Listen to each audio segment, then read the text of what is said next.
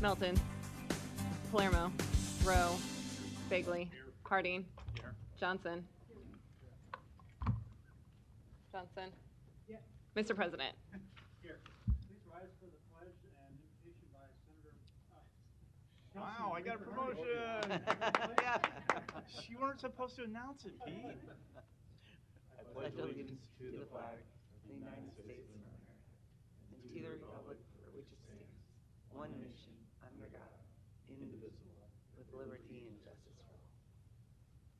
You got me all choked up. I don't know if I can go. Actually, we're in the season of celebrations.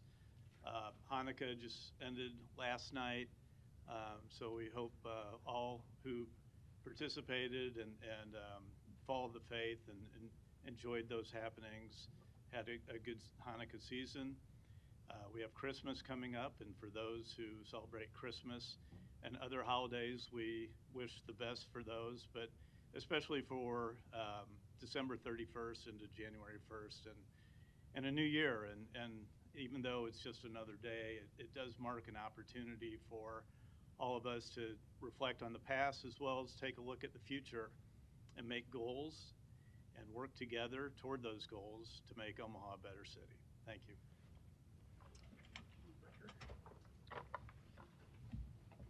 An affidavit of publication is on file for the pre-council and city council meeting, and a current copy of the Open Meeting Act is posted in a white binder on the east wall of the legislative chambers.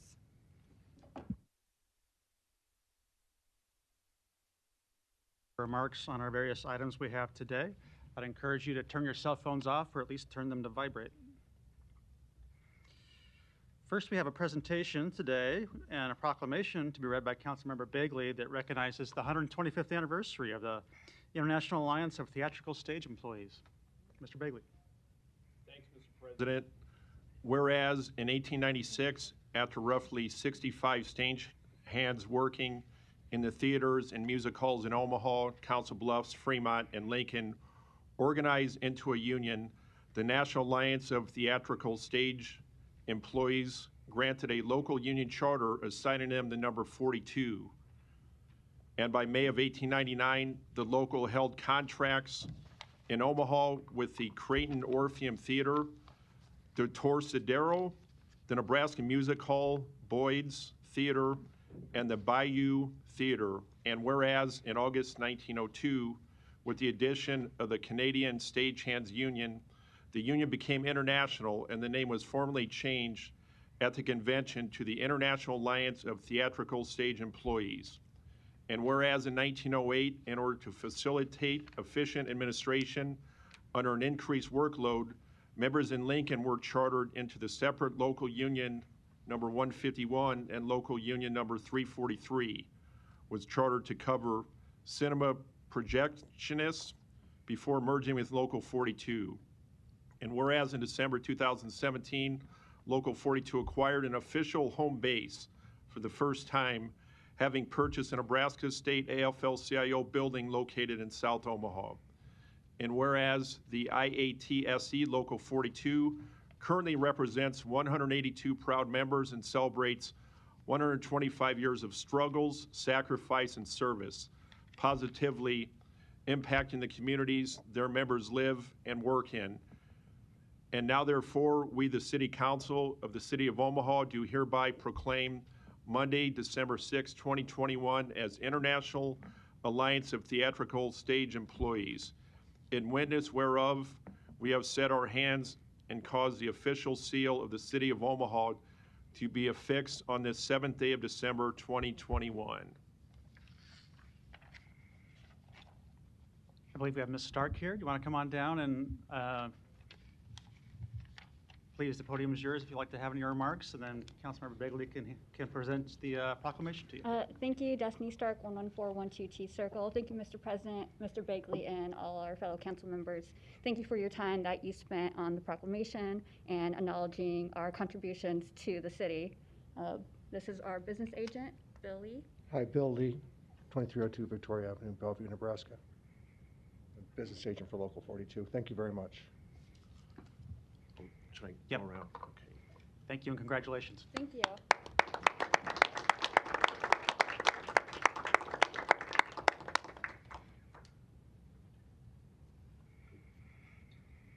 Madam Clerk. Item 6, an ordinance to rezone property located at 505 South at 90th Street from R1 District to R2 District. Planning Board and Planning Department recommend approval. Public hearing on vote on number 6 is today. Are there any proponents? Seeing none. Any opponents? Public hearing is closed. Roll call. Melton. Palermo. Rowe. Bagley. Harding. Johnson. Mr. President. Yes. Item 6 is approved, 7-0. Item 7, an ordinance to rezone property located at 655 North 108th Avenue from R8 District to CC District. Planning Board and Planning Department recommend approval. Public hearing and vote on number 7 is today. Proponents, please. Good afternoon, members of the council. Douglas Dreesen, 10836 Old Mill Road, appearing on behalf of the applicant, who's here via Zoom to answer any questions you may have. This is basically taking the Sheraton Hotel back to the hotel zoning.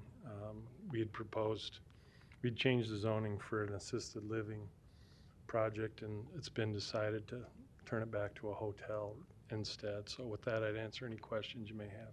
Thank you. Any other proponents today? Seeing none. Any opponents? Public hearing is closed. Councilman Harding, you're recognized. Thank you, Mr. President. It is interesting that I kind of followed the transaction on this, and knowing that initially it was, as Mr. Dreesen said, was going to be, or did get rezoned so that it could accommodate assisted or senior living. And then I think it's a good indication about our economy that that we see there's still the need for hospitality, and the hotels are starting to come back, and especially in on kind of West Omaha, we don't have too many full service hotels. So I'm excited about the prospect that this will be added back to the inventory of for hospitality. Thank you. Roll call. Melton. Palermo. Rowe. Bagley. Harding. Johnson. Mr. President. Yes. Item 7 is approved, 7-0. Thank you. Item 8, an ordinance to rezone property located at 13319 Cotner Street from R2 District to R4 District. Planning Board and Planning Department recommend approval. Public hearing and vote on number 8 is today. Proponents, please. Proponent, Mick McGuire, Straight Line Design. I'm a designer for the applicant. I'm here on their behalf to answer any questions. And your address too? 16355 Pine Street. Great, thank you. Any other proponents today? Seeing none. Any opponents? Public hearing is closed. Roll call. Melton. Palermo. Rowe. Bagley. Harding. Johnson. Mr. President. Yes. Item 8 is approved, 7-0. Thank you. Item 9, an ordinance to rezone property located at 1812 Sailor Street from GI District to R5 District. Planning Board and Planning Department recommend approval. Public hearing and vote on number 9 is today. Proponents, please. Seeing none. Any opponents? Public hearing is closed. Roll call. Melton. Palermo. Rowe. Bagley. Harding. Johnson. Mr. President. Yes. Item 9 is approved, 7-0. Item 10, an ordinance to rezone property located at 4907 Underwood Avenue from R8 District to MBD District. Planning Board and Planning Department recommend approval. B is communication. Public hearing and vote on number 10 is today. Proponents, please. Hi, I'm Amanda Schnatz. I'm the designer. My address is 3624 Farnham Street, and I'm here in attendance with the applicant to answer any questions. Thank you. Any other proponents today? I do have an exhibit. Okay. Are you a proponent? Proponent, yeah. Yep. You can just put that piece of paper there on the little dices there. There should be a little arm that pops up. I can't see it from here. There you This go. thing? Yep. Yep. Set it up and paper on. Put it on sideways because. Oh, no, annoying. Apologies. Roll it up and it's starting to stick. Once it's just rolled up. Yep. You you can see it. You might want to press the button on top to scope out a little bit. Yep. This? Yep. There we go. Okay. Yep. All Okay. right, name and address. Name and address, Lucas Thode, 3727 North 108th Street. Appearing as a proponent with a couple of suggestions for improvement. It's a good building overall, but I spotted a couple things that may have been missed initially. One on access and one on egress. First off, access. Building does not have an elevator, as far as I can tell, as it stands. Please let me know if I'm wrong. It has more than 4 apartments in it. So under the Federal Fair Housing Act, the first floor with dwelling units is a covered residential floor. And that first floor with dwelling units is the second floor, which has no accessible route to it. Oops. A couple ways to fix this. One, we'll be putting an elevator, kind of suggesting that back beside the stair tower about here would be a reasonable location for it. Could go somewhere else, but that seems to be as reasonable a place to put it as any. Or if you don't want to do an elevator, you could do it up to the second floor, all floors. You could put apartment in the back half of the longer, sort of deeper first floor wing and have that be the accessible unit. And the other is egress. Currently, 4-story building, less than 4 apartments per floor, single egress means from the upper floors. This is fine under NFPA 101 rules. However, the equivalent egress rules in the International Building Code don't allow that 4th floor apartment to have a single means of egress. So the idea would be that I had to solve this, unless you're getting away from building board of approvals, would be to add an exterior staircase down from the sort of patio on the front of the 4th floor, the rooftop deck there, down, and then down along the building from where the stair tower, the external stair tower, discharges on sort of the roof of the lower wing, and then down to the ground level. And there, that takes care of that provides your second means of egress. You can fireproof the steel appropriately, put the fire-resistant roof underneath, all that jazz. And yeah, this is a good building.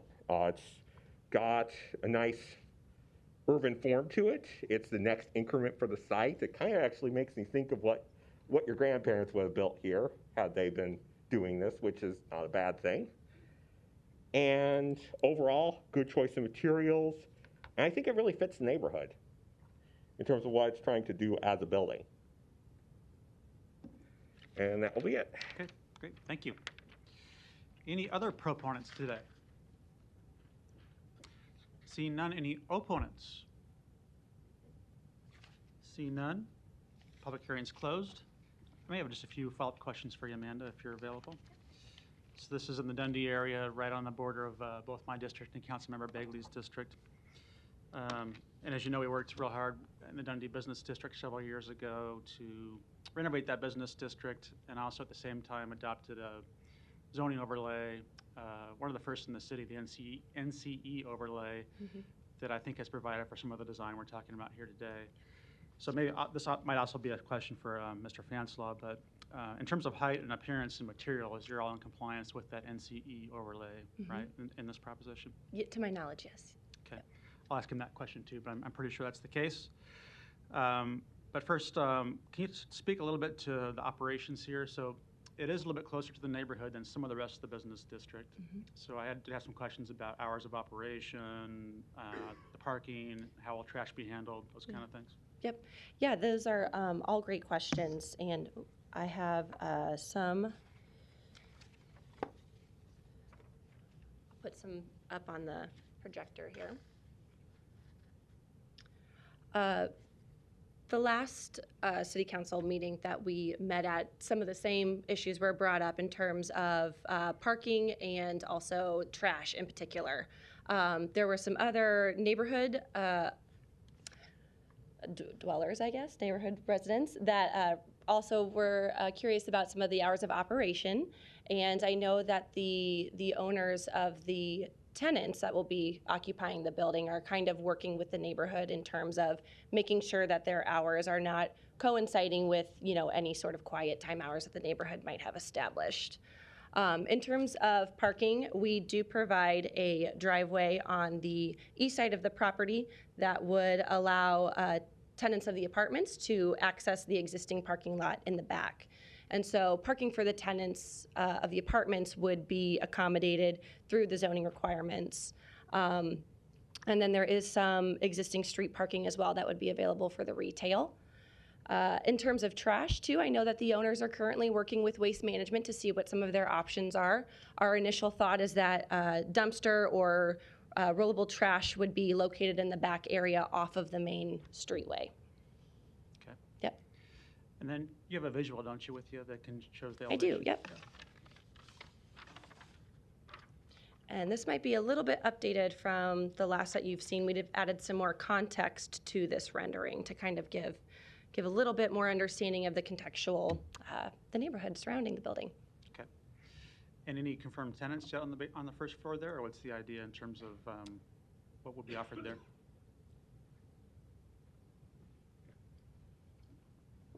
Hi, AJ McClay, 7630 Pacific Street.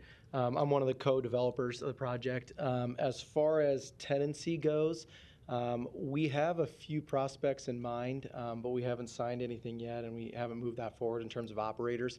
But ideally, we're going to target more restaurant retail, I think is what we're looking for in that. But nothing solidified yet, but likely under the bakery, coffee shop, kind of lighter fare, I think is what we're looking at from that, and then possible retail.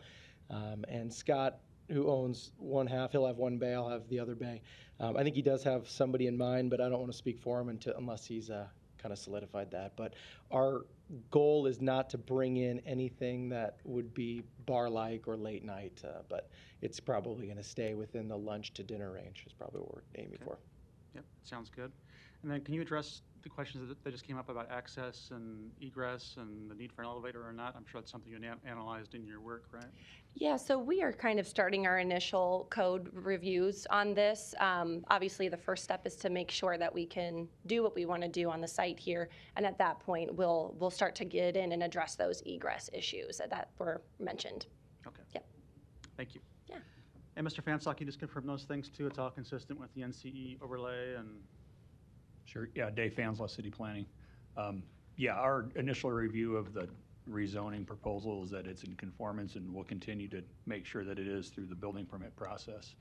The NCE for Dundee talks about there's existing R8 zoning along that stretch of Underwood, and it says that those R8 properties should be rezoned to NBD to create that more neighborhood business district feel, so that's consistent with the plan as well.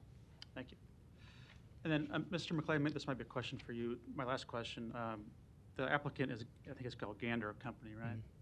Mm-hmm. And it owns, I think, this property, which used to be a residential property, but probably some other residential properties in the city too. Mm-hmm. I think this is a separate issue, but we did receive some complaints from, I think, previous tenants. It doesn't necessarily apply to this rezoning, but it was a concern of mine to make sure that all of your properties are registered under the property registry ordinance that is now city code. Can you confirm that? To my knowledge, they are, and that's part of what our transition to a property management company has been doing, is making sure that those are all brought up to guidelines that we have set forth right now. It was a bit of a rough transition, and I know who you're talking about, and so I think we've got everybody transitioned and all the properties transitioned, or at least in the process of being transitioned into where they need to be. Many of them have been in very cosmetic overlay in terms of remodeling, so they haven't been in service quite yet, but that's to my knowledge, we are either in or in process of that. Okay, I'd encourage you to do that, and in fact, that is city law, right? Absolutely. So that's the expectation. Absolutely. All right, thank you. With that, I'd be supportive of this. I can't make a motion, but I would support one. Second. Roll call. Melton. Yes. Palermo. Yes. Rowe. Yes. Bagley. Aye. Harding. Yes. Johnson. Yes. Mr. President. Yes. Item 10 is approved, 7-0. Thank you. Thank you. Items 11 and 12 can be considered together for property located at 1620 Clark Street. Planning Board and Planning Department recommend approval. Item 11, an ordinance to rezone this property from GC District to R6 District. Item 12, an ordinance to approve a PUR district and a GC district. Public hearing and vote on numbers 11 and 12 are today. Proponents, please. Hi, good afternoon. Matthew Kavanaugh, 4324 Fort Street, Executive Director of Holy Name Housing Corporation, here, the developer of this project. So this is half of a 25-unit affordable housing project for seniors and individuals with physical disabilities. It's been in front of the council a couple times for TIF and land disposition, home funds from the city. So I'm just here to answer any questions. Great, thank you. Any other proponents? Seeing none, any opponents? Public hearing is closed. Motion to approve. Second. Roll call. Melton. Palermo. Yes. Rowe. Bagley. Harding. Johnson. Mr. President. Yes. Motion passed 7-0. Item 13, to consider a Class IK liquor license for Sierra Hall located at 5716 South 36th Street. This item was postponed from our November 23rd meeting. The public hearing and vote are today. Proponents, please. I know we have someone by Zoom. Let's see, Mr. Vargas, are you on? Yes. Oh, Ms. Vargas. We'll take you off mute. Okay, you should be good there if you want to say your name and address. Noel Vargas, 5716 South 36th Street, Omaha, Nebraska, 68107. Great, thank you. And here to answer questions, right? Yes. Thank you. Any other proponents today? Seeing none, any opponents? Public hearing is closed. Mr. Palermo, you're recognized. Thank you, Mr. President. Mrs. Vargas, I just had a couple questions for you. A couple weeks ago, when this is on the agenda, we had some opposition, and it wasn't so much about your place of business, but it was with the parking. Can you tell me, have you reached out to the nearby business owners about the potential parking issues you would have with this rental hall? Yes, we do have basically a parking next to our building and across the street. And then we do use, we have an agreement with the church next door. After 5 p.m., we're allowed to use their parking. Okay, good. Glad you got a hold of them as well. So there's another parking lot to the northeast of you that is owned by a bar that, if I remember right, he stated there was parking issues there, and he was wondering what you were going to do to rectify that situation with maybe security, notifying people that they couldn't park there, or more importantly, just getting with him and making sure you guys are on the same page. What's your plan with security? I can do that. I can contact him, but we also have security after every event. So I can also talk to the security and let the people know that we can no longer, use that parking. And we have signs all over our building, which pertain to our areas of parking space. Okay, that's enough about parking. So I appreciate it. Thanks for being here, and I wish you luck. Motion Thank you. to approve. Second. Motion and a second. Roll call. Melton. Palermo. Yes. Rowe. Bagley. Harding. Johnson. Mr. President. Yes. Item 13 is approved, 7-0. Item 14, to consider a Class C liquor license for Wall-to-Wall Wine and Spirits located at 12977 West Center Road. Public hearing and vote on number 14 is today. Proponents, please. Good afternoon. My name is Chris Carroll. I'm Vice President Wine and Spirits at Hy-Vee. I'm also Chief Operating Officer of Wall-to-Wall Wine and Spirits, LLC. And your address? My address is 5820 West Town Parkway in West Des Moines, Iowa. Thank you. Any other proponents today? Seeing none, any opponents? Public hearing is closed. Roll call. Melton. Palermo. Rowe. Bagley. Harding. Johnson. Mr. President. Yes. Item 14 is approved, 7-0. Thank you. Consent agenda. Any member of the City Council may cause any item placed on the consent agenda to be removed. Items removed from the consent agenda shall be taken up by the City Council immediately following the consent agenda in the order in which they were removed, unless otherwise provided by the City Council Rules of Order. Public hearing on agenda items number 15 through 19 were held on November 23rd. Roll call. Melton. Palermo. Rowe. Bagley. Harding. Johnson. Mr. President. Yes. Motion passed 7-0. The public hearings on agenda items 20 through 52 are today. If you wish to address the city council regarding these items, please come to the microphone, indicate the agenda item number you wish to address, identify yourself by name, address, who you represent, if you are a proponent or an opponent, and let's note for council members that we have applicants by Zoom for number 20, 21, 22, and 24.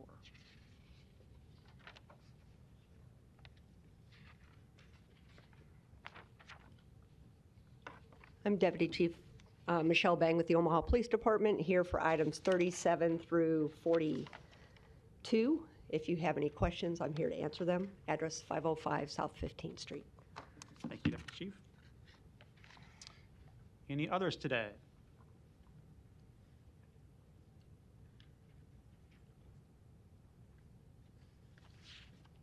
Larry Store, 5015 Lafayette Avenue, Omaha, 68132. This is in relation to items 31 and another one in regards to the Salvation Army. I'm going to take an opportunity to present something to you in writing.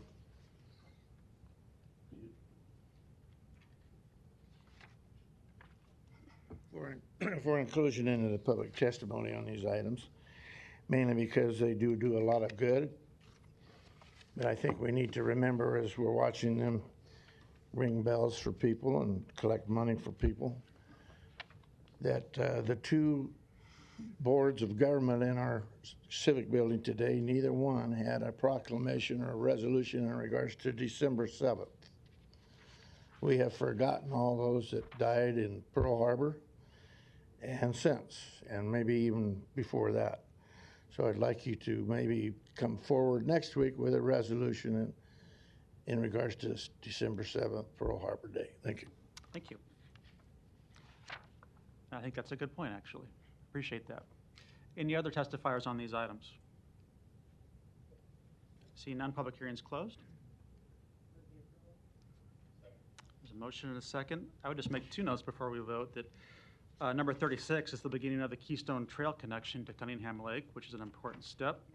And then on number 52, I just wanted to note that on our agenda, including number 52, we have probably over $250 million worth of refinancing of city bonds.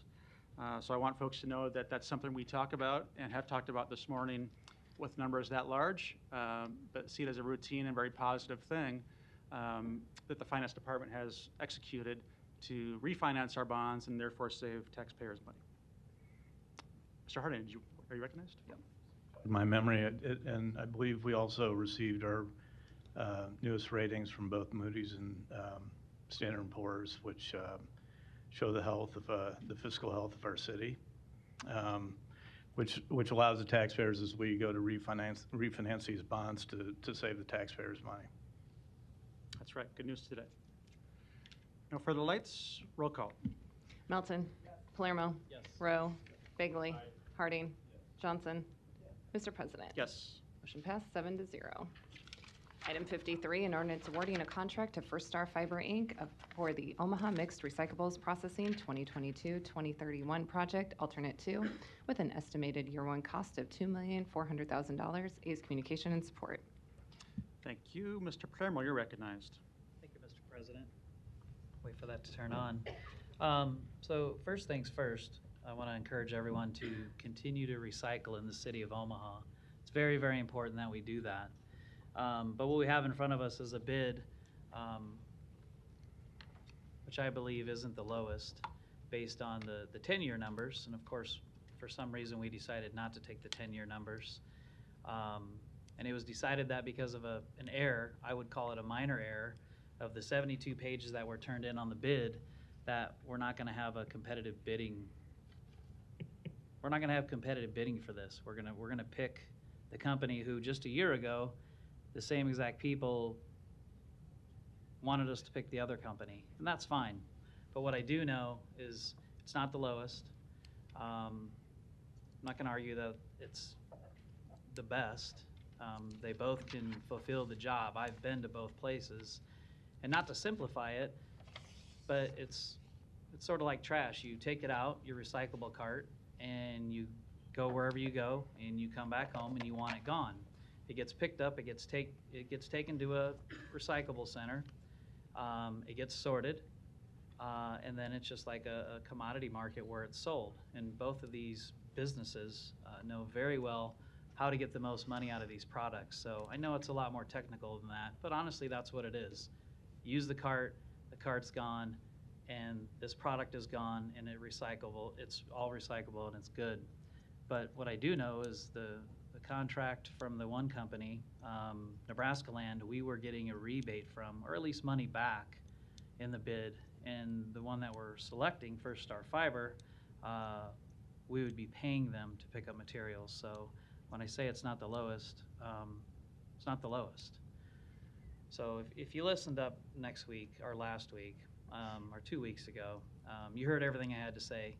Mr. Tyler, thanks for all your hard work. Again, we worked a long, long time on this waste hauling, recyclable hauling, the carts and everything else. It's just I find it very odd that we would be so adamant for a company, and then just a short time later, and keep in mind, this is a company who isn't having neighborhood complaints. Of course, the mayor and public works director and everybody else signed off that they could do this job before. Now we're going to say, because we're not going to select them, that their bid wasn't correct, and that's not true, because I read through all 72 pages, and it mirrored the bid we received before when we selected them.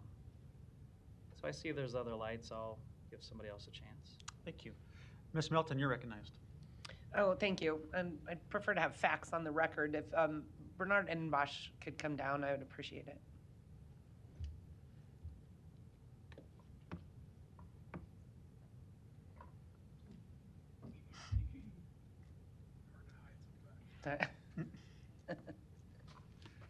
Bernard Endenbosch, Deputy City Attorney, 1819 Farnham Street. And could you please explain why the other bid was denied? I don't want it to be just on a minor, and also state, did Nebraska Land appeal in any way? We didn't take the bid, and could you tell us the reasons, legal reasons, because I want facts to be put on the record. Certainly, and I appreciate Mr. Palermo's comments, because I do think the bids are very similar, but I think there are some notable exceptions. And obviously, we have an established bid process. Our bid process requires that a number of bids be submitted with the bid in order to comply. And there's a process also established for addressing confidential documents. Many of our bids require the submission of data, of information that the bidders would believe should be held confidential. It's very common. And you have, I think, have seen on September 28th, there was a letter sent from Mr. Stubbe as the director indicating that this particular bid of Nebraska Land was non-compliant with the bid specs. And that's a decision that's ultimately made by the director from the department, but I was involved in reviewing it to confirm whether or not I believe there was a basis to say it was non-conforming, and I concurred with the Public Works Department. And there's no question, before I get into the details, that the code does establish a process for an individual to appeal that, and that process, the appeals obviously come to the City Council, and ultimately the City Council determines whether or not that bid was conforming. I know there was some talk about minor defects. That's language that applies to defects that are determined by the bid opening committee at the time the bids are opened. And obviously we had some discussion about that a number of months ago, and there was an amendment made in that regard. As far as this particular rejection, it had to do with being non-compliant with the bid specifications as opposed to a minor defect or failure to have the proper bid security or something like that. And the basis for the rejection is stated in the letter, and again, there is no question that what was submitted by Nebraska Land a year ago and submitted this year are fairly similar, but there are some noticeable differences. The Article 3 of the bid specs required a contract compliance report to be submitted with your bid. That was in this particular bid, which is different than the last one. The bid basically said, didn't provide it, indicated it was confidential, and didn't have it provided. Again, that is something that the bid specs required to be provided. Similarly, Article 29 required that financial information be submitted. Again, the response, again, different than the previous bid, was this information is confidential and it wasn't submitted. And then there was one other that had a similar things. And if to the extent that someone's concerned about confidential information, Article 17 details the process by which you can identify information as confidential and not have it released to the public. Now, we sometimes take a look at that because sometimes people attempt to identify things as confidential that we believe don't meet the standards, and if we have that case, we have that discussion. But in this particular case, the bid didn't have these items that were required, and I was asked to look at it by the Public Works Department. I don't recall if I was asked last time, to be frank with you. I don't think I was. And in reviewing it, it appeared that it did not have items that were needed to confirm with the bid specifications, so I concurred with the decision of the Public Works Department that the bid should be rejected. And again, as I mentioned previously, there is a catch-all provision to protect somebody, and that is ultimately this council is the decider as to whether or not a bid is non-conforming. Mr. Brown chose not to bring that issue before the council. That's obviously his choice. But because of that, this particular bid from Nebraska Land could not be considered by the Public Works Department as it made its decision to award this particular contract. Happy to answer any more questions. Well, and also, so what we have in front of us today is not being able to decide between the two. The only thing on our agenda that this council can decide on is whether or not to continue to recycle in the city of Omaha, and the only bid that we have would be with First Star on our agenda today. Correct. The bid you have now would be to allow for recycling starting January 1st, I believe, of next year on. Obviously, we currently have a contract for recycling, and that would continue. And I'm not to say that there couldn't be some discussion about continuing the current arrangements. If the council were to not approve this particular contract, there is no other compliant bid that could be awarded the contract, and the bidding process would start over. I mean, that's just the reality. And then the Public Works Department would have to see if they could contact FCC or pursue alternative arrangements to get somebody to do the recycling program, much like they've done for the past year, frankly. Okay, thank you very much. I appreciate your efforts. And Mr. Tyler, could I ask you to come down?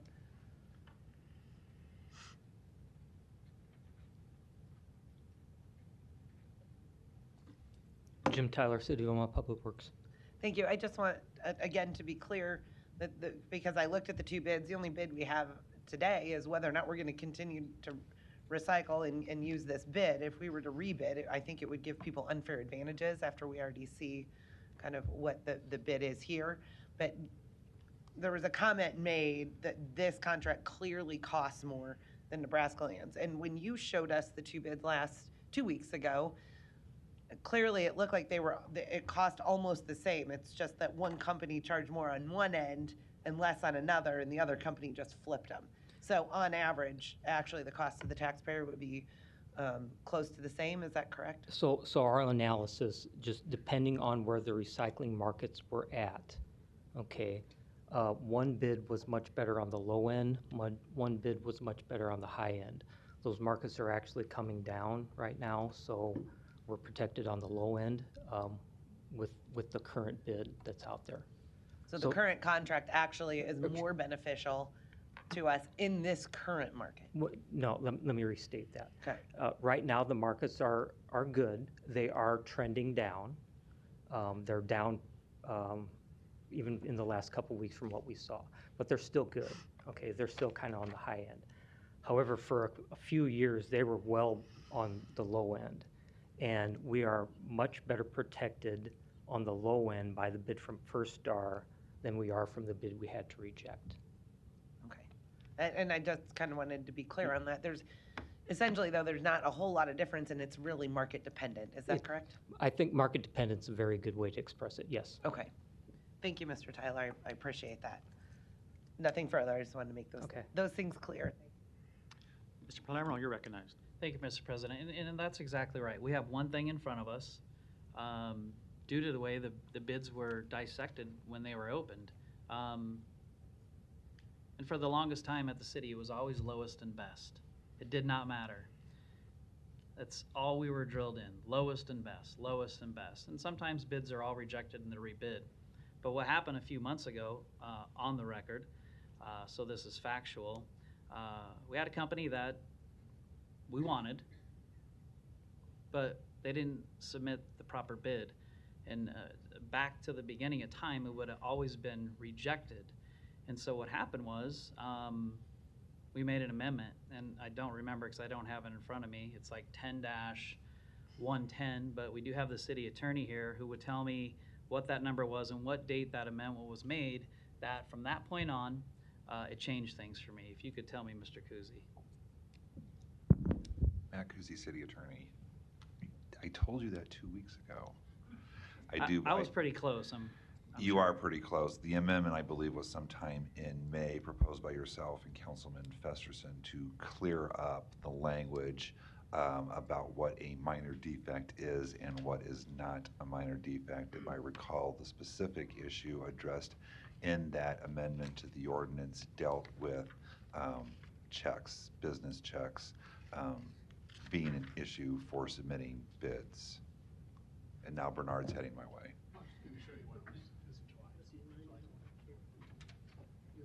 I was also close. It was not May, but it was July of 2021. Thanks. Okay. So, and to be clear, Mr. Goebbels, First Star Fiber, you're going to do a great job. It's just disappointing when, as we heard from Law on the record, the bids mirrored each other. To me, what I believe as I sat them out, the only difference is there wasn't a recommendation from the mayor and the department head this time. That was a difference in the bids. And one was clearly less. I don't care if it's $1 less, it's less. And we've shown this provider could do the work. Now, why isn't he here protesting this? Because he's like other city contractors. He may get another city contract. Does he want to jeopardize this one? No, he's fine with it. He's not up here telling me what to say and mad about it. He probably doesn't want me to say anything. But it is a small business in my district, and these are the people we stand up for. And if not, then we're not doing our job. And for all those people that, I shouldn't say all those people, for them couple people that sent me an email saying to make sure and pick First Star Fiber, I read through again the letters back and forth, the correspondence, when recycling this town was in jeopardy when the markets crashed. Is everybody listening? The markets were not good, and recycling, a fact on the record, was in jeopardy in this town. Because the provider we're going to award this contract to said, I'm not going to do it for that price. Even though the municipalities around us, he was going to charge less to. These are facts. I'm not asking my colleagues to join me on this one. And we do have one in front of us that I'm not going to bid for, but sometimes you have to explain why you're not going to bid for something or why you're not going to vote on something, and I'm telling you why I'm not. We had a company that came in and, in my opinion, brought the rates down for everybody in this city, did the job, and never had us pushed back in a corner on recycling. Thank you. Thank you. Mr. Harding, you're recognized. Oh, thank you. I thought you were up in front of me. I was just going to point out, I know we're talking kind of about a couple different things at the same time, but in one instance we had the bid was submitted, it was not opened, but they appealed, and it was deemed to be a minor effect, and then it was open, and then it was considered. In this situation, we have a bid that was considered non-compliant or didn't meet, it was not even considered. And it was not even then appealed to determine whether or not it was a minor defect or there were minor defects where we could consider it. So it seems to be, at least in my mind, a moot point. Are you going to talk about the other one then, or I was going to say that I think the amendment that was passed then this last summer was already in place, such that Nebraska Land could have, if they thought it was a minor technicality, then they could have made that appeal. But again, they didn't even make the appeal for us to even consider the bid. Thank you. I would just add that, I understand Councilman Palermo's frustration with this. It's been kind of a long, windy process, long, windy road. And it was involving a hard sell at the time, about a year ago, to go with a different contractor than was proposed today. But I think what this shows is that we did make the right decision at that time by turning that down. I voted against that. I think there were some questions about the confidence level in the contractors in place that had been recommended. But I think now we're in a much better spot now in terms of a reduced price for our recycling processing with a contractor we know we have confidence in and we know can do the work. And I think that's the right decision for our recycling program. I will say, though, I want to thank Mr. Tyler for his work in the meantime. I know this has been a lot of work for him to make sure we do still maintain recycling in the community. And I think it is advantageous to have more than one recycler in the community when we do go to bid on these things, and to also service other entities, not just the city of Omaha, but other businesses, other municipalities, other towns. So I appreciate the involvement of the other contractor as well, but I do think this is the right choice today. Motion and a second. Roll call. Melton. Palermo. Rowe. Bagley. Harding. Johnson. Mr. President. Yes. Item 53 is approved, 5-2. Item 54, an ordinance to approve a memorandum of understanding with Simtech to provide for increased shift differential pay for city maintenance foremen during the 2021-2022 winter season. Vote on number 54 is today. Motion a second. No lights. Roll call. Melton. Palermo. Yes. Rowe. Bagley. Harding. Johnson. Mr. President. Yes. Item 54 is approved, 6-1.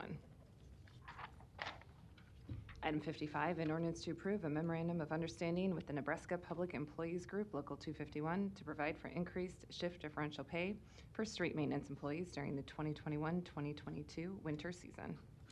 The vote on number 55 is today. Motion and a second. Mr. Palermo, you're recognized. So item 55, this is an understanding. It's an MOU with the men and women in 251 in street maintenance that are asked to work various shifts, pull them away from their families and holidays, in all sorts of weather conditions, obviously. So we know for the past few years, to incentivize employees in this department, we've given this shift differential. And maybe it's kept things steady, but it certainly hasn't helped shore up the problem we have with the number of people that are short in this particular department within Public Works. As we heard a couple weeks ago, and maybe the numbers have changed, but I haven't heard any different, and I'm not seeing anybody from HR, so I'll just go with, oh, Deb, come on down, Deb. Sorry I didn't see you back there. Usually you're sitting up there, but I'm not calling you up. Oh, yeah, I'm sorry. Come on up.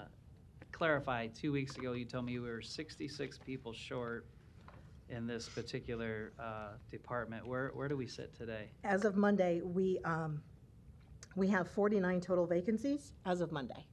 49 vacancies? Yes, we hired some people this past Monday, so 9. Okay, well, that's great. I hope they work out. So what we just approved was a shift differential for a class of employees that we heard 2 weeks ago were 100% staffed. And in the MOU, it said to keep them for retaining them and keeping everybody happy and making everything great. But they're 100% staffed. It's a different job, different pension, different work. Maybe it was necessary, maybe it wasn't, but I voted for it just just because. So if we just willingly, based on the differential we heard from pre-council, that possibly this one could cost the city $35,000 in a classification of employees that are 100% staffed, what we have in front of us now with this amendment that I proposed, that I'm going to propose, hopefully, is that we are going to give the management who are 100% staffed the same exact shift differential raise as the department that we've just heard are 49 employees short. Same shift differential, one department 100% staffed, the other 49 short. It doesn't add up. HR has worked really hard. And look, we can hear the excuses all day long. MUD is still in our employees. OPBD is still in our employees. They've been around for 100 years. They just didn't start stealing our employees. The fact is, our employees at the city deserve more money, especially those that we know are called upon for exactly what this MOU says. So where am I getting at with all this? I'm asking for an extra $1.40 an hour for the shift differential for these employees in this bargaining group they're 49 short. What does that equate to? About $140,000. We sit up here each and every week, and a lot of people in this city benefit. They're doing great. But along the way, we forgot about our own employees. We forgot that to make all of this work, we have to take care of our own. I heard this morning in Finance Committee, sales tax, doing great. Restaurant tax, yeah, we're still collecting that, doing great. Property tax, doing great. Wheel tax, doing great. Street and Highway Revenue Fund, doing great. Well, guess what? Let's help the city employees who aren't doing great. It's $140,000. We're going to end this year with a huge chunk of money, like we always do, probably close to $10 million. So to shore up this department that has continuous, if you heard me speak, you've heard me talk week after week about how many people were short. Well, today I'm doing something about it. I'm going to make an amendment to give them an extra $1.40 an hour, which, look, we know that the MOU on here at 360 is about $360,000. That's probably what everybody's going to vote for. $360,000 that it's going to cost all of us. I originally was going to make it for a lot more because I know there's a comp work study out there, and maybe you can't comment on this, that says these particular employees, they're already, because of this study, we've already found they deserve a lot more money, but we're just not there. And I thought I read somewhere, or whatever I found out, it was about $8 more an hour. And we're just going to say that because it sounds really good, but it was about $8 an hour. So I'm not asking for $8 an hour for year round. I'm asking for $5 an hour, which is only $1.40 more per hour for this time from Thanksgiving to Easter, I believe, roughly is what it is for shift differential. Now you say, why wouldn't we do this for everybody? Because every department's not 49 people short. Every department's not out there plowing your snow, and just before the snow, filling your potholes, which aren't going to last anyway because the plow's going to make that disappear. We have a desperate need in this department to try to retain people. And the hard work that's went into it, it's just not working. And I will say on the record that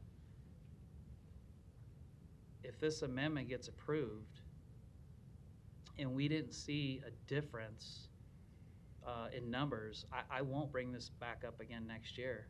But I would be failing the workers in our city that I know are short if I didn't bring this up. But Deb, I do have a question for you, and I apologize, I should answer it pre-council, but you probably know the number. I believe once a year employees can transfer around to different departments after they've served so much time. Rough number, can you tell me how many employees have transferred out of street maintenance in the last year? are requested to transfer out of street maintenance? We have request openings twice a year in March and in September, and there's approximately 6 or so. I don't have an exact number, that's Okay. an approximation. Can you tell me how many people want to transfer into street maintenance? We've not had any incoming into street maintenance. Does everybody understand what I'm saying? That nobody wants to be in this department. Let's give them a reason to be in this department, and let's pay them for what they already should be paid based on this study. Again, it's necessary. It's necessary for the retainment to try to keep people so they can tell people to come fill these spots. And Deb, maybe you can't answer on the record, but I'm sure this would help you in HR, especially when people are applying, to know that they would get an extra $5 an hour. So, yeah, that's what I have to say on that. I could talk forever on what these employees are, what they should be paid, but we're not paying them that, so. Thank you, Mr. President. So are you offering an amendment? Yeah, I'm gonna, and I don't have it in front of me, but I'm gonna make a motion for the amendment. Do you have it, Madam Clerk? Yeah, there is. Amendments are higher. And this came from law, obviously, because it was drafted by them, so hopefully everybody had seen it. You didn't see it? Okay. Well, here, I'll let you see it before you vote on it.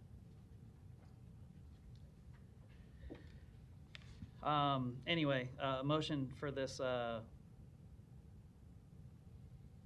amendment for item 55 at $5 an hour for the 251 employees working the shift differential. Second. There's a motion and a second, and for clarification, the amendment would take 4 votes to pass. The item as amended would take 5 votes to pass. No further lights on the amendment? Roll call. Melton. Palermo. Yes. Rowe. Bagley. Harding. Johnson. Mr. President. Yes. Item 55, the amendment is approved 4-3. How about the item as amended? As amended. Motion and a second. Roll call. Just a second. Melton. Palermo. Yes. Rowe. Bagley.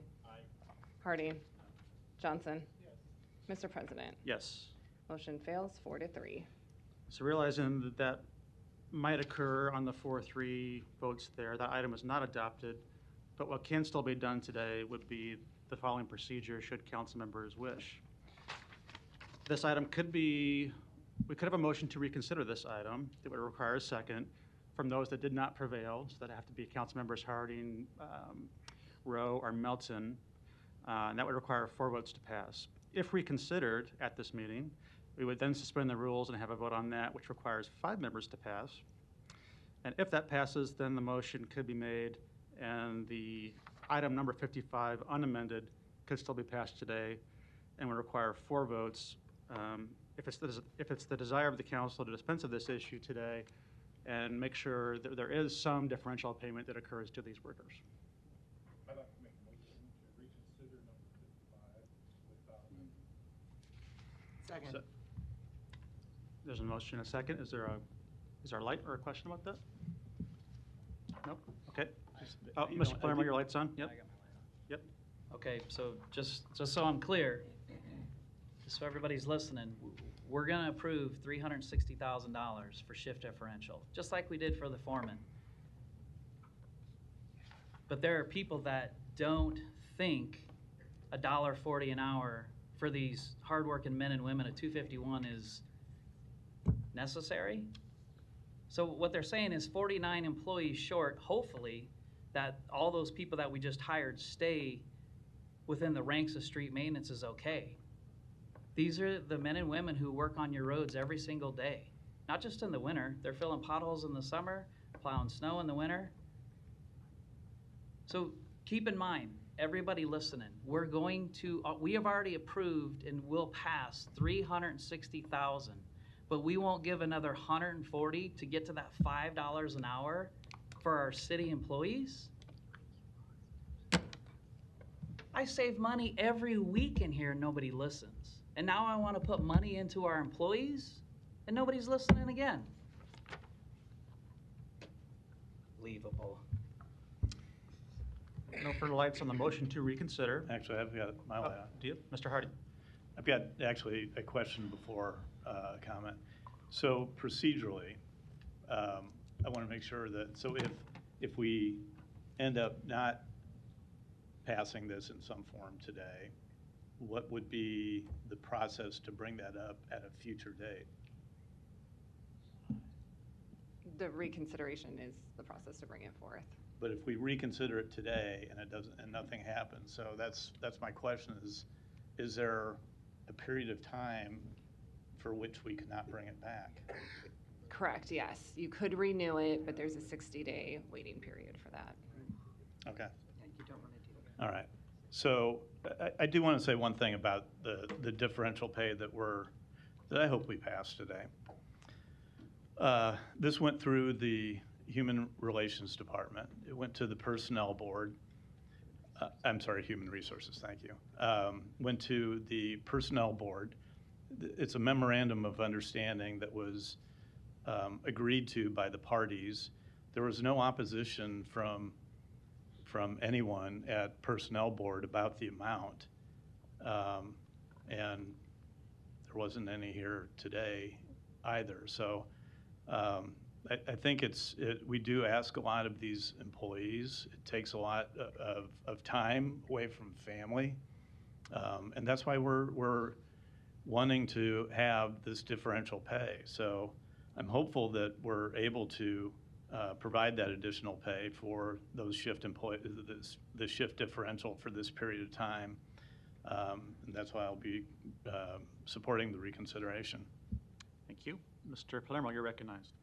Thank you, Mr. President. And I did have that wrote down here, but I didn't say it. But you're exactly right. The Personnel Board didn't do their job on seeing what these employees should be paid.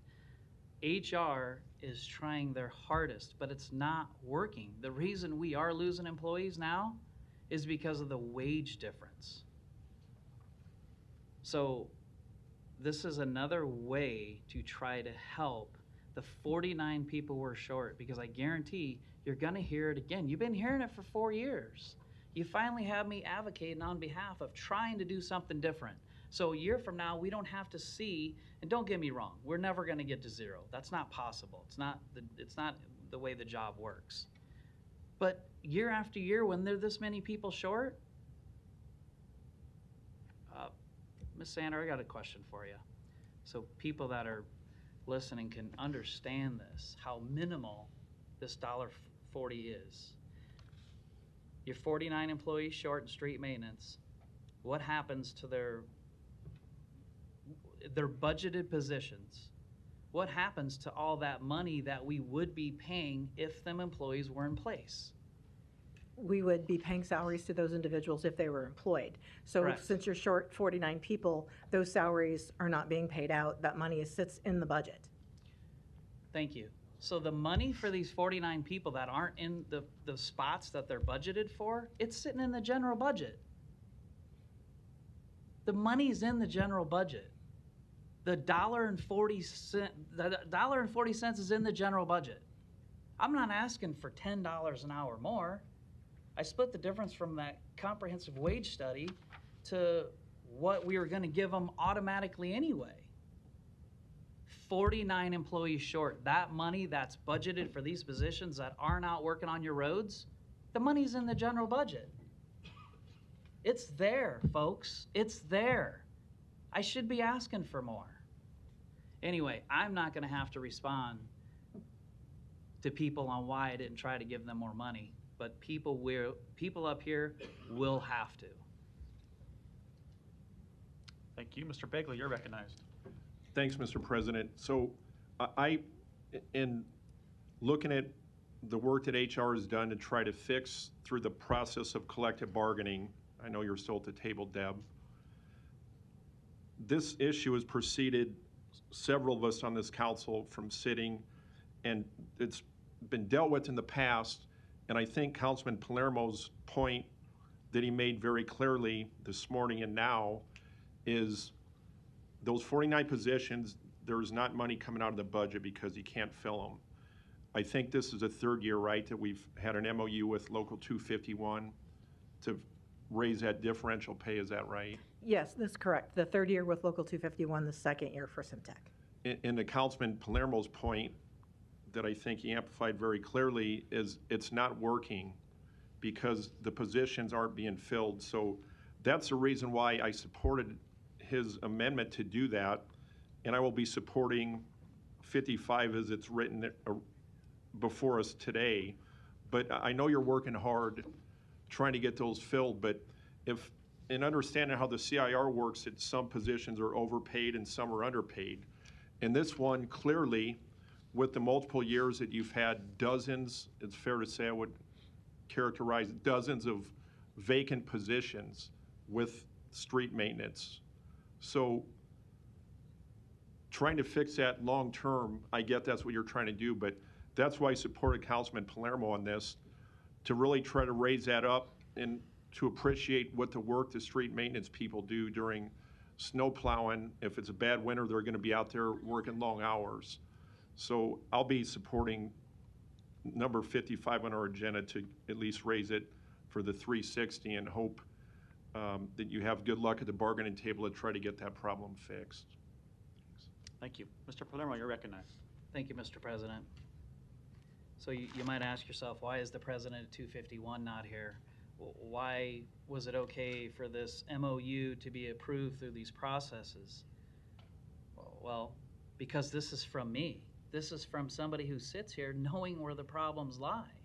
We're not talking about police and fire and parks and sewer and traffic and law and tourism, everybody else. Those departments aren't having the issue.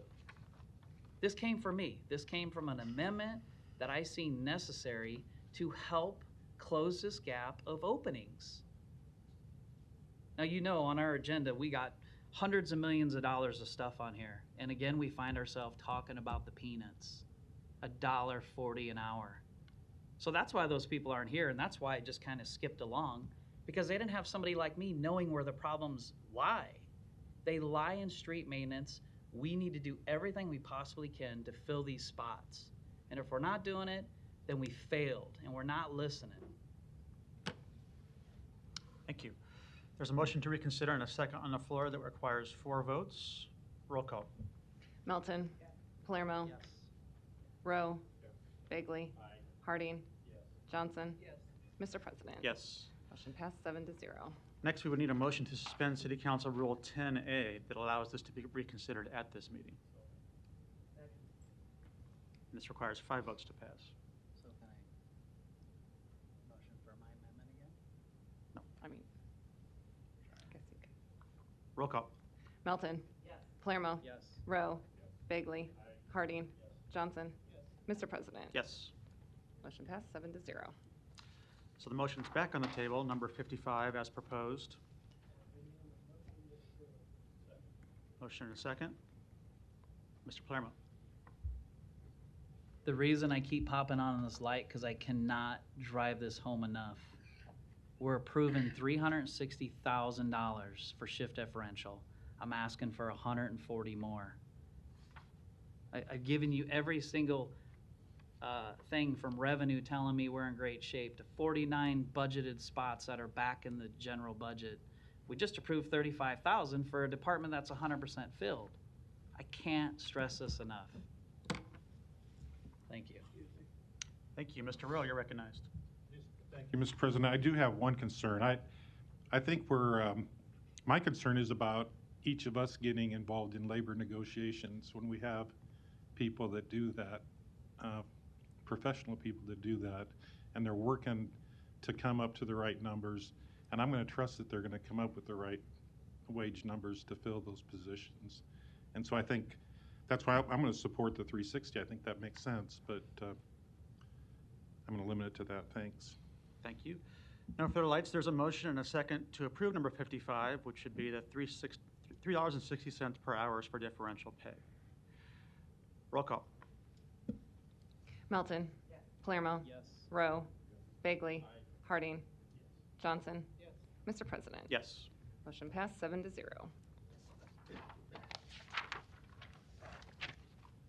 Item 56, a resolution to request a bill be introduced to amend liquor license laws to bring private clubs under the Bottle Club statutes. The public hearing for number 56 was closed. This was postponed from our November 23rd meeting. The vote's today. Ms. Johnson, you're recognized. Thank you, Mr. President. Based on the information that was discussed during our city council meeting 2 weeks ago, I'm not thoroughly convinced that this proposed bill to amend liquor license law to bring private clubs under the Bottle Club statutes, I'm not thoroughly convinced that this bill is something that we should move forward on. That's number one.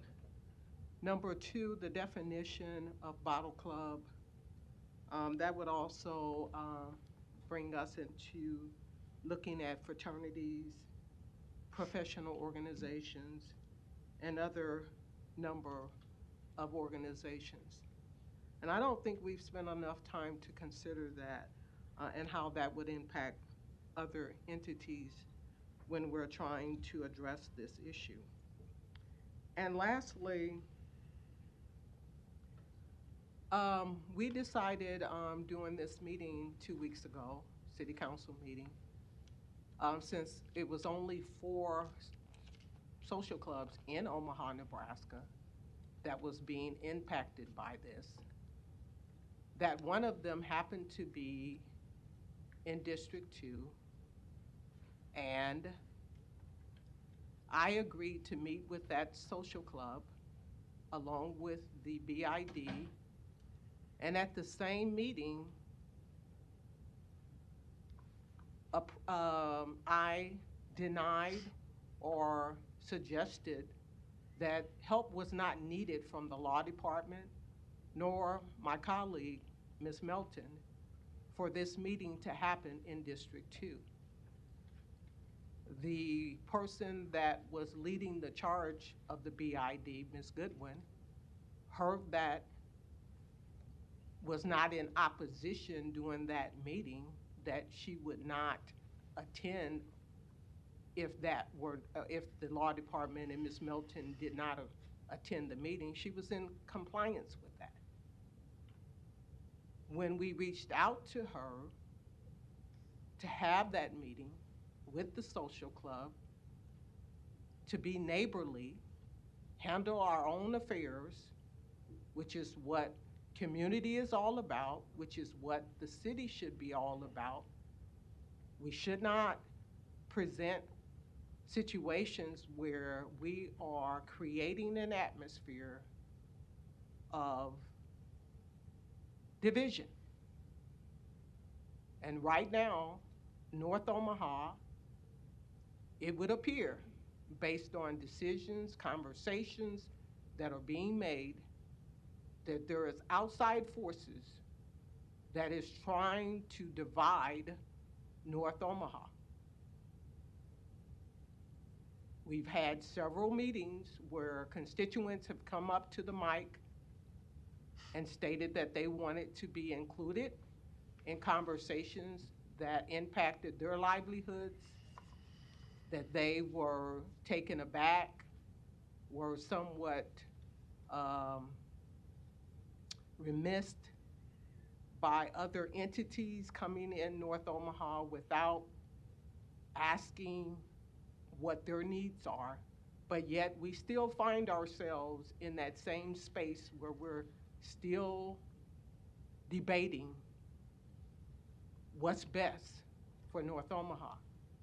On May 11th, constituents voted me in office, and everybody does not have to agree with that decision, but I was voted in office to represent the constituents in District 2.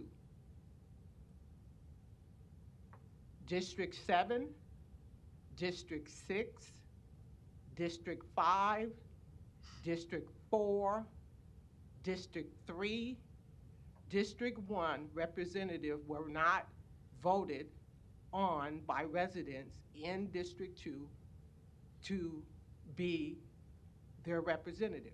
I was.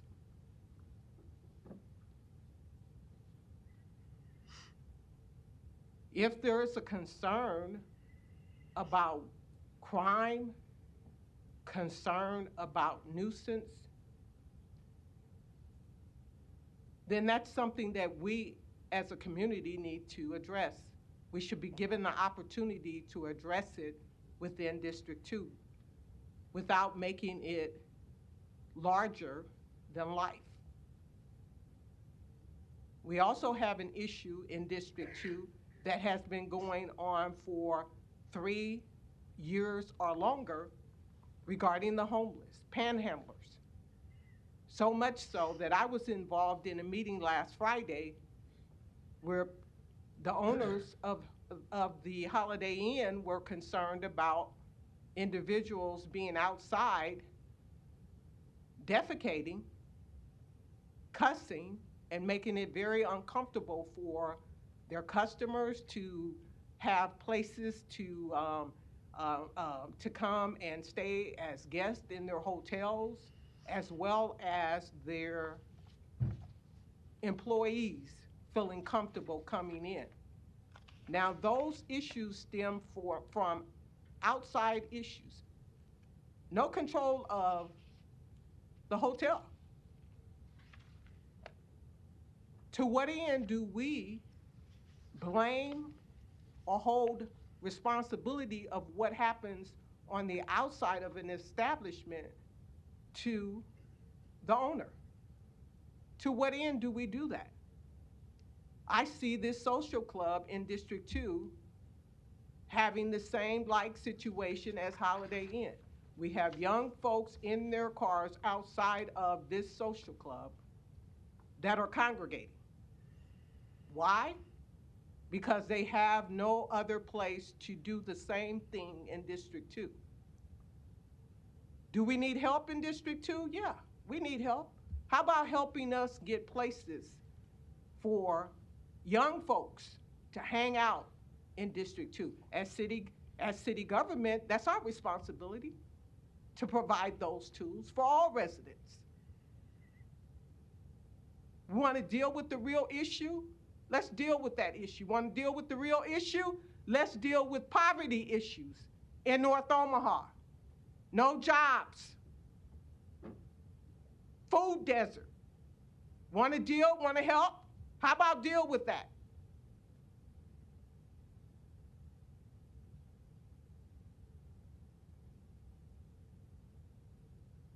Why don't we put a bill on the table to deal with poverty? I don't hear any takers. With that being said, I will be voting this down. I move that this be voted down. Thank you. Motion to deny. Motion to deny. Mr. Harding, you're recognized. Thank you. I'm assuming then that dies for lack of a second. Or... I will second it. Oh, you're seconding it? Okay. Okay. First of all, I want to state that this is not an issue. Or this legislative package item was not brought up because of one district. I mean, there are multiple businesses or clubs operating within this loophole that we know about all across the city. I know there's at least one in my district as well too. I think what we're trying to do is address an issue, a known problem of closing a loophole. And I had a discussion with, some in the law department and in our law enforcement department as well too, is that we know of many that operate today, but there are probably many that we don't even know about that are in operation. So I think what we're trying to do is close a loophole for the entire city. This is not about one district. And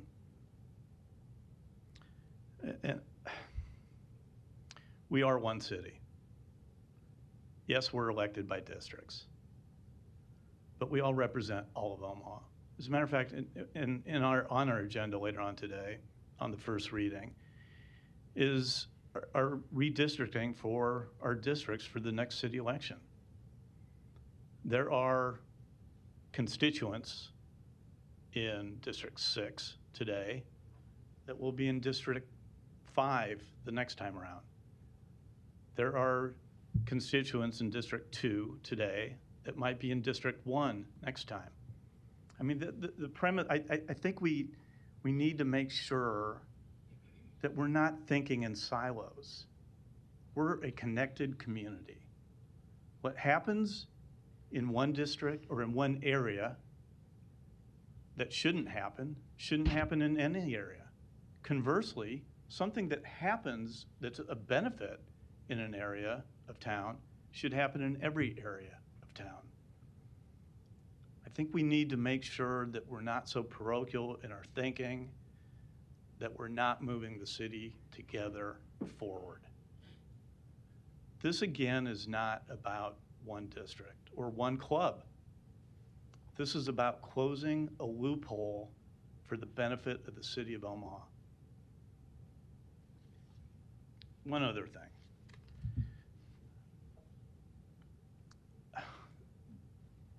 I don't know of a place in Omaha where we really need to be creating places to gather for our youth at 3 a.m.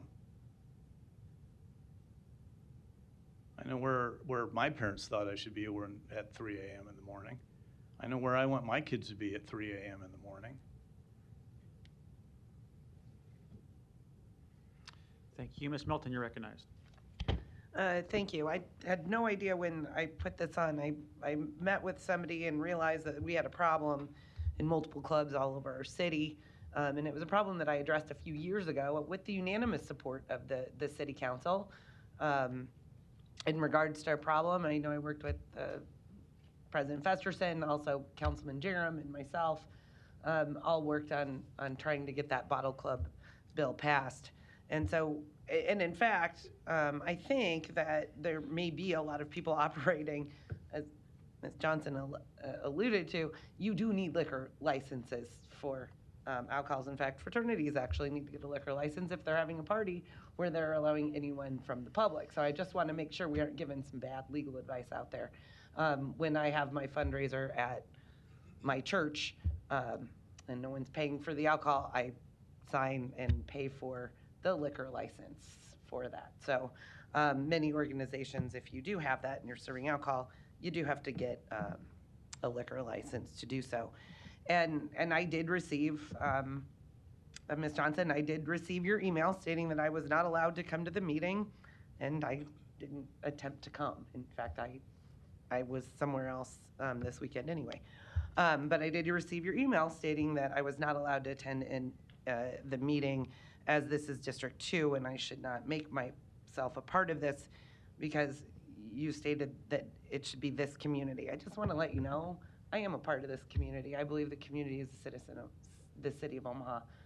I believe all 7 of us up here are part of the same community. That's why I ran for city council.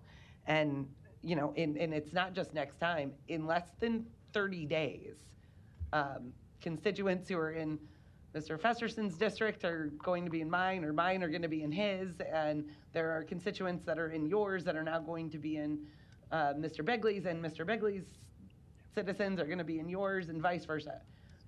With the new map that we have, there's no way around that, and this is going to be I can't remember if it's 2nd or 3rd redistricting since I started on the council. It's 2 or 3, and because that's what happens. So we were elected to represent the entire city, and we need to remember that. So I will, as I said in my email to you, I am happy to meet with anyone. I renew my offer to meet with anyone in the city in regards to any kind of problems that they have, because what happens in one area of our city affects the entire city as a whole. When I volunteer my legal services, I certainly don't downstairs ask the tenants for the tenant assistance program what district they live in and then tell them I'm not going to represent them because they're not in mine. I represent people from all over the city and in fact, all over the county. And I will continue to do the same as a council member. Even in a lot of our districts, we represent people who don't live in the city limits. So people in SIDs call and have issues.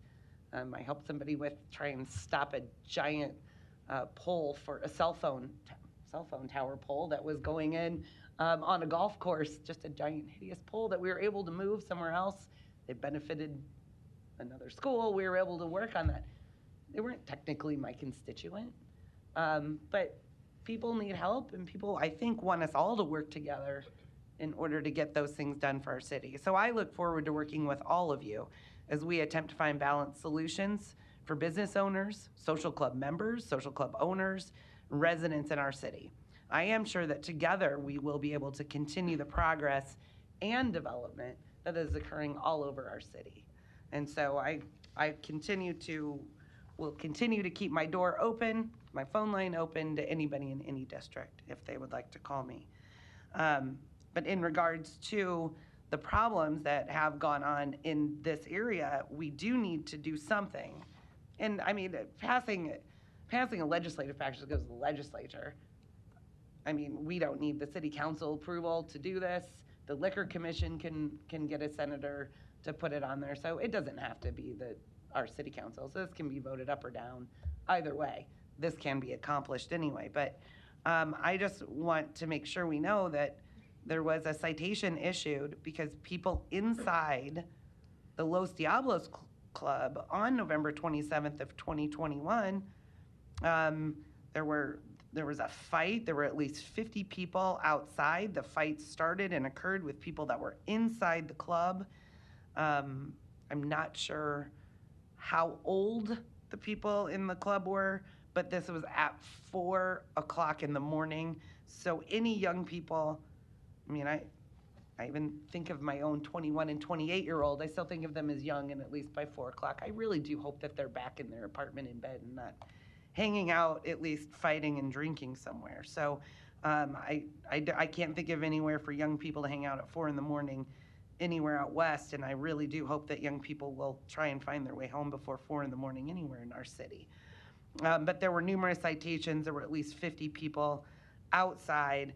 There was a noise. It was obviously disturbing to the neighbors. So, you know, I am concerned for the neighbors that live in the area of at least this club. I'm concerned for the problems that exist for the police with the multiple other clubs that they've encountered in the city. And I just want to make sure that everybody knows if you do have an event and you are serving alcohol, you do need to get a liquor license currently. And so I hope that everybody else will just make sure they're doing the same. So if the council wants to deny this as part of our package, it really doesn't make any difference to me. I think this is what's needed in order to solve the problems for these bottle clubs. But I also know that the Liquor Commission is listening, and there are a number of other people in many different districts that feel the same, that can then go down and testify in front of the legislature without anyone's permission or vote to do so. So thank you very much. Thank you. Ms. Johnson, you're recognized. Yes, thank you, Ms. Melton. As you are aware, all emails that are delivered using the city email system is tracked. So let's be clear for the record. I, Ms. Johnson, did not send you an email telling you that you were not invited to come to the meeting that we were having. And you will not find any evidence that I sent you an email. What happened was 2 weeks ago when we had a meeting here, right here, I said that I did not need that help at that time. And I have the right to state that. Ms. Goodwin, who denied coming after being invited to come, shared an email with you, including you, and went down that lane with you. And then you tagged me from that email about what your services could be, but I did not email you anything. to indicate that you were not able to come to that meeting. That was decided here 2 weeks ago during the meeting. I made it very clear that I did not need help from you at that time, not doing an email. Pull up the records. Well, please do. And 2 weeks ago, it was 4 social clubs, and today, many social clubs.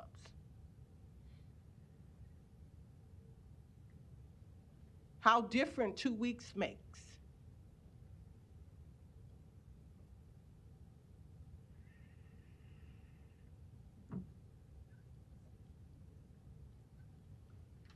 It's important that someone else speaks when I'm talking, but when you're talking, and you can talk for a long period of time, because see, an argument consists of 2 people.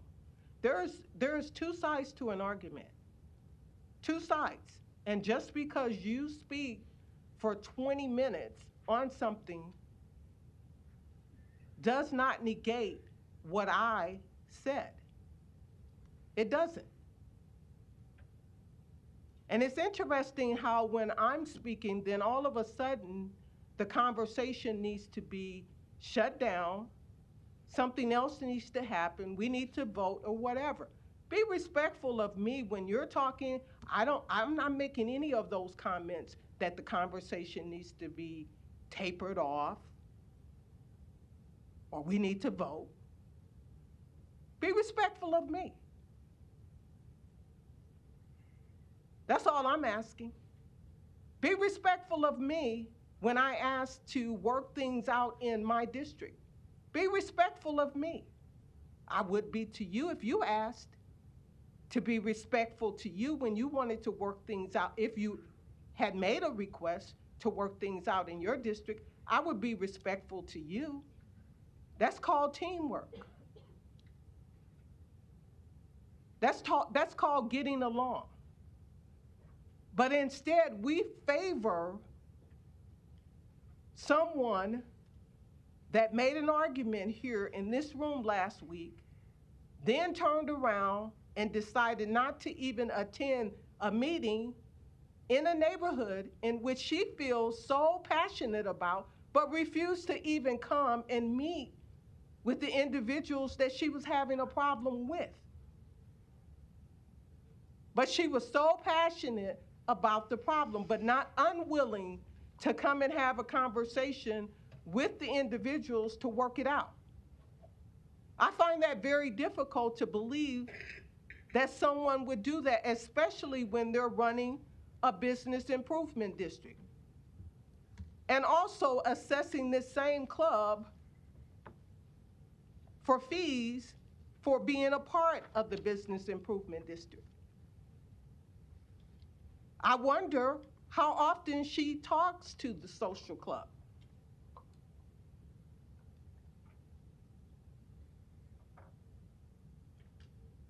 Now that we have all of that out, my vote is still on the floor.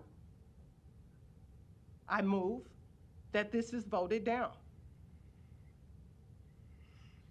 There has not been enough evidence presented that this needs to be a bill based upon 2 weeks ago when it was entered that there was only 4 social clubs involved. I was not present when the other city council member, Chris Jerem, that you mentioned, and you had a discussion. I was not a part of that. No knowledge of it at all.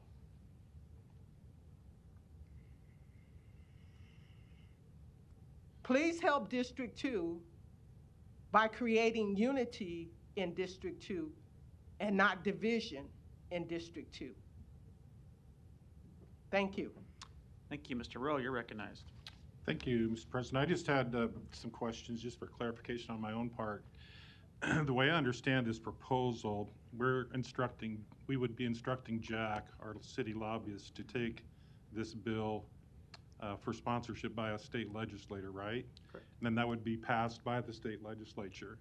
So wouldn't that, that's not going to just target the bottle clubs in the city of Omaha, right?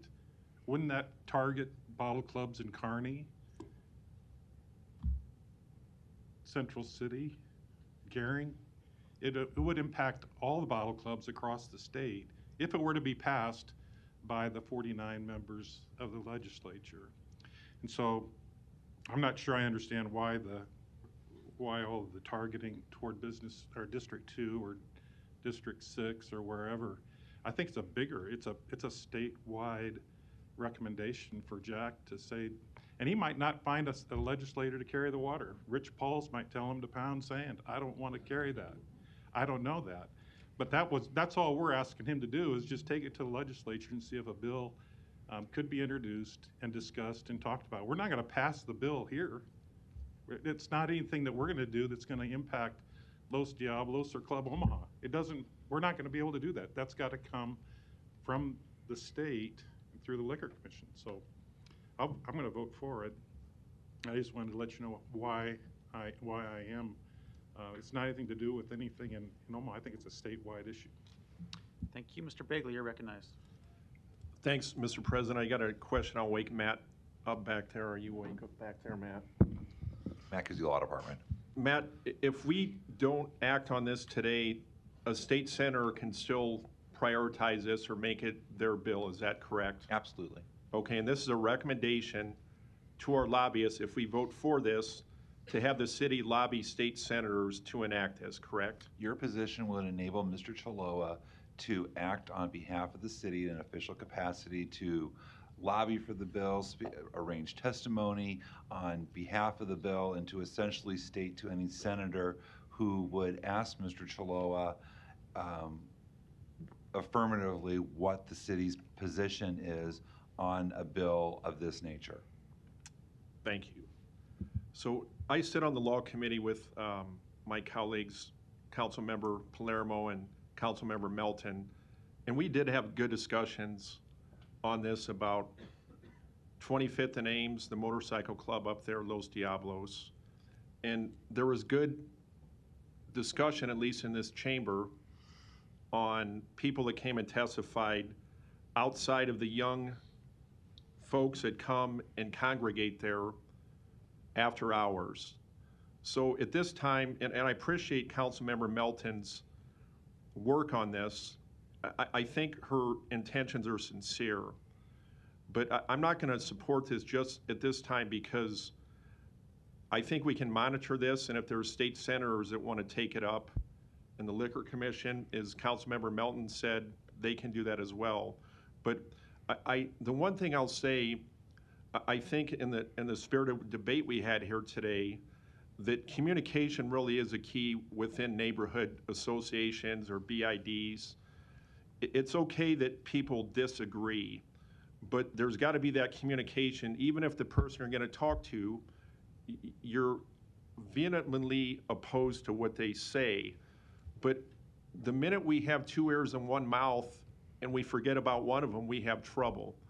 So I really do appreciate the work that's been done on this. And again, I made my position clear, but I want to again stress that communication with the sitting council member of the district within the BIDs or whoever, please communicate and make the effort to do that. Thanks. Thank you. No further lights. There's a motion to deny in a second. Roll call. And this is to deny. Melton. Yes. Palermo. Yes. Rowe. Bagley. Harding. Johnson. Yes. Mr. President. Yes. Motion passed 4-3. Item 50. No, you may not. Next item, please. Item 57, a resolution to approve a settlement agreement in the amount of $42,500 for the case of Michelle Settles and Elijah Camaro versus Jeffrey Vaughn. Public hearing and vote on number 57 are today. Proponents, please.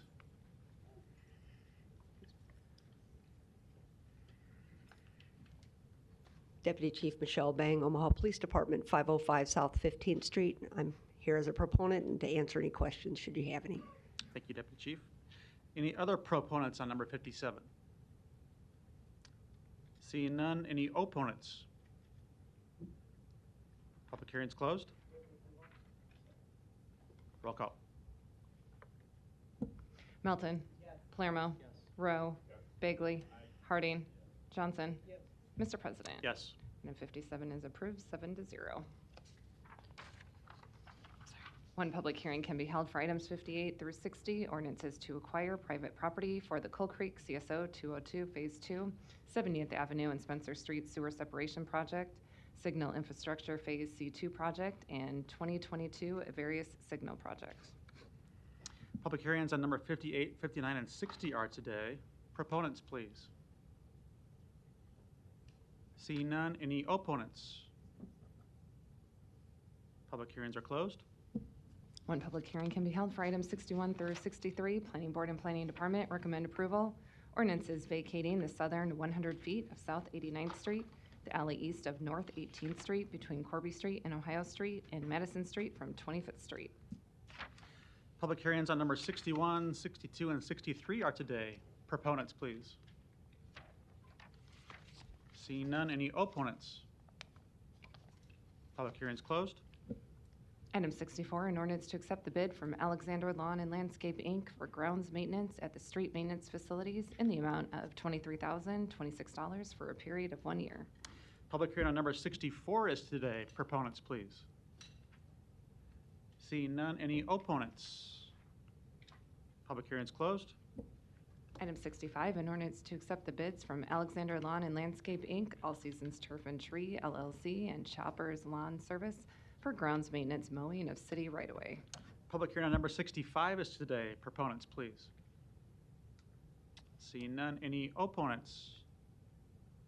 Public hearings closed.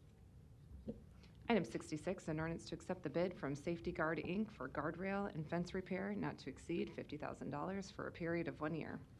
Public hearing on number 66 is today. Proponents, please. Seeing none, any opponents? Public hearings closed. Item 67, an ordinance to approve and execute a cost participation agreement with the Omaha Douglas Public Building Commission in an amount up to $800,000 for improvements in the right-of-way and on the property adjacent to the right-of-way. Public hearing on number 67 is today. Proponents, please. Seeing none, any opponents? Public hearings closed. Item 68, an ordinance approving an interlocal agreement with the Omaha Council Bluffs Metropolitan Area Planning Agency for regional digital map products. Public hearing on number 68 is today. Proponents, please. Seeing none, any opponents? Public hearings closed. Item 69, an ordinance to approve the Blackstone Square tax increment financing redevelopment agreement in an amount up to $515,000. Public hearing on number 69 is today. Proponents, please. Ms. Hadley. Good afternoon, Bridget Hadley, City Planning, here to answer any questions you may have, and the developer is here as well. Thank you. Brent Beller, 1140 West End Road. Pretty exciting project in Blackstone. New retail, 4 bays. Part of the TIF redevelopment agreement you all are approving today, $15,000 of those TIF funds are actually going to the Blackstone district, so future enhancements to the area. Exciting project, obviously the last step in the TIF process, so we're here for any questions. Thank you. Any other proponents today? Seeing none, any opponents?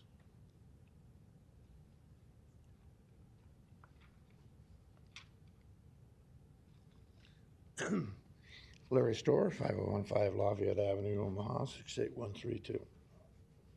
I used to live in this area. And I've been driving by there for the last couple of months. I just find it very strange. I'm opposed to it, that the hole is already dug.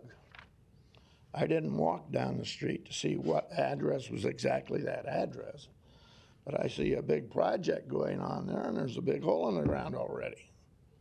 Why does that happen before the vote? It seems like that happens with a lot of these TIF projects. And some of them say city participation, some of them don't. The citizen really doesn't understand all this. And they certainly wouldn't understand why you dig a hole before you have a vote for the resolution or the project. That just doesn't make any sense. And I'm going to take an opportunity to maybe be kicked out of the meeting here today. This is the, how many times do I have to? I'm going to stop you right there, Larry. Excuse You're looking for me, an Pete, opportunity. but you're one of them that I can't hear appreciating most that. of the time. I have no. You got to stay on item number 69, or else we'll get you out of here, if that's your desire.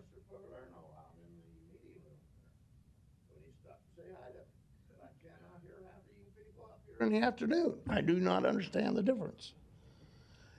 Have trouble understanding what she's reading. Speak up to the microphone, for God's sakes. Maybe you'll have more citizens come down here. And by the way, the state website does say that they're changing some of the rules for public participation. So maybe you guys are going to have to change your rules, because don't we have to follow state law? All right, thanks, Larry. Yeah. That means maybe, yeah, you could cut me down to 5 minutes or less at risk of being chewed out. But the intent on their page So, Larry, I'd prefer you sit down rather than get you thrown out. But is we're getting more close. participation, okay? More participation. They will not let us do this by email All right, anymore, thank you. okay? Any other It opponents has to to that be number in 69? person. And by the way, I do not understand why thank you for your input, but why you do not call Ms. Johnson out of order. All right, And Mr. ask Benson- her to Mr. be Benson, I escorted. think we're done. Okay, here you go. You're kicking me out. A That citizen. appears to be what you Goodbye. want, so there you have it. Happy December 7th. I gave you several opportunities, Larry, you didn't take, but. Any other opponents today on number 69? All right. Mr. Bagley, you're recognized. My public hearing's closed. Quick question, what's the time process from its project has started? When do you think it'll be done? So Brent Beller, 1140 West Center Road. We've actually been waiting to go any vertical, which is typical for all TIF projects. Sometimes you see some of that lower geotech, that type of work getting going. These particular buildings, there was a fire in 2018, so they came down. So there was some subsurface excavation, which might have been the holes that he was looking at. But vertical improvements, we're waiting until this council, in the event it approves it, then we will start going vertical. So we hope with weather, if it stays like this, we can start vertical in January, but most likely spring of 2022, completion in late 2022 as well. Okay, thanks for clarifying that for everybody listening. Sure. When they get half statements from folks who want to come to the microphone, appreciate your explanation on that, and wish you the best of luck in a great district there, the middle of my district, so good luck. Thank you. Thanks. Thank you. Next item.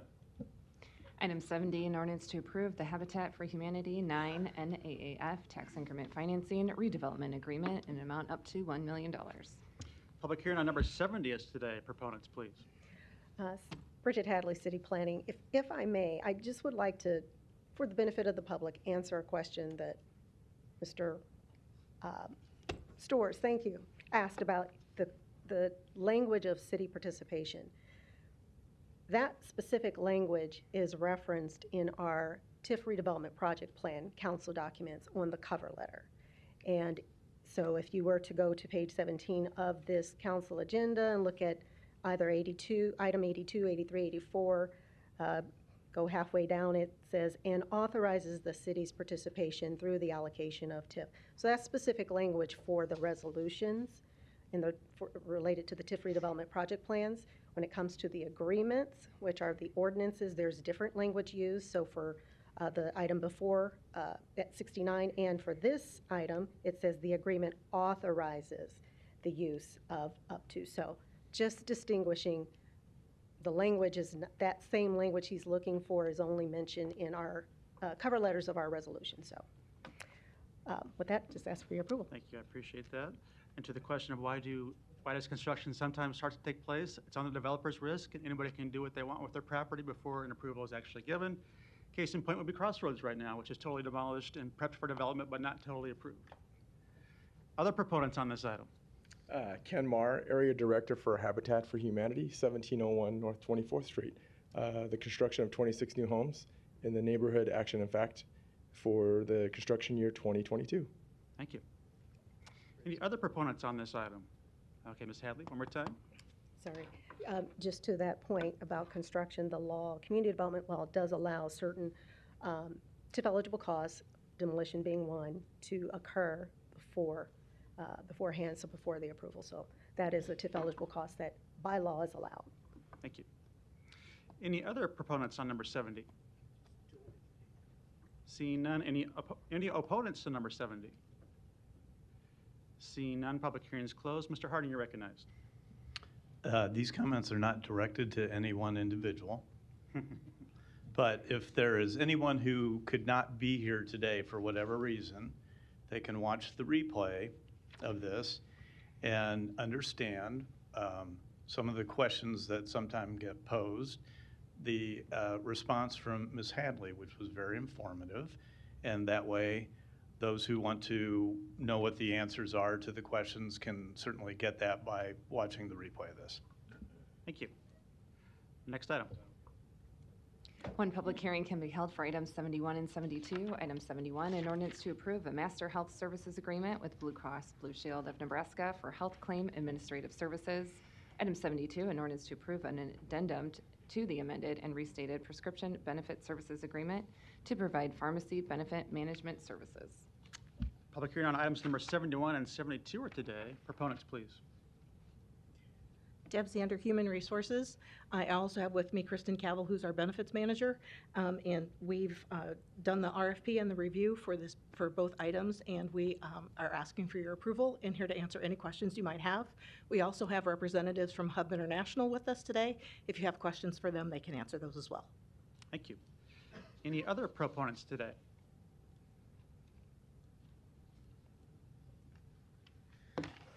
Luis Jimenez, 2709 Dewey Avenue. Mr. President, is this item, did this get placed on an agenda because of the mayor or the bid process selecting it after that debate that happened in regarding the minor defects on the check? Yes, these are the city's healthcare benefits. Okay, thank you. Any other proponents today? Seeing none, any opponents? Public hearing is closed. Next item. Item 73, an ordinance to approve the First Amendment to the Douglas Sarpy Mutual Aid Interlocal Agreement to add the Village of Boys Town. Public hearing on number 73 is today. Proponents, please. Seeing none, any opponents? Public hearing is closed. Item 74, an ordinance to authorize the disbursement from the fiscal year 2021 State Homeland Security Grant Award to provide law enforcement and emergency response communities with enhanced capabilities to prevent acts of terrorism. Public hearing on number 74 is today. Proponents, please. Ms. Parker. Amber Parker, City of Omaha Mayor's Office, 1819 Farnham Street, here to answer any questions. Thank you. Any other proponents today? Seeing none, any opponents? Public hearing is closed. Item 75, an ordinance to approve the Special Tax Revenue Redevelopment and Refunding Bonds Series 2022A and Special Tax Revenue Redevelopment Refunding Bonds Taxable Series 2022B in the amount of $11 million. Public hearing on number 75 is today. Proponents, please. Seeing none, any opponents? Public hearing is closed. Item 76, an ordinance to approve the Special Obligation Refunding Bonds Riverfront Redevelopment Project Series 2022C in the amount of $30 million. Public hearing on number 76 is today. Any proponents? Seeing none, any opponents? Public hearing is closed. Non-action items, items 77 through 101, do not require public hearing or city council consideration at this meeting, but will be placed on a future agenda for public hearing and or vote. The reason for non-action is noted after the item on the agenda, as well as the date the item is expected to appear on agenda for consideration. Second, roll call. Melton. Palermo. Rowe. Bagley. Harding. Johnson. Mr. President. Yes. Motion passed 7-0. Meeting is adjourned at 3:54.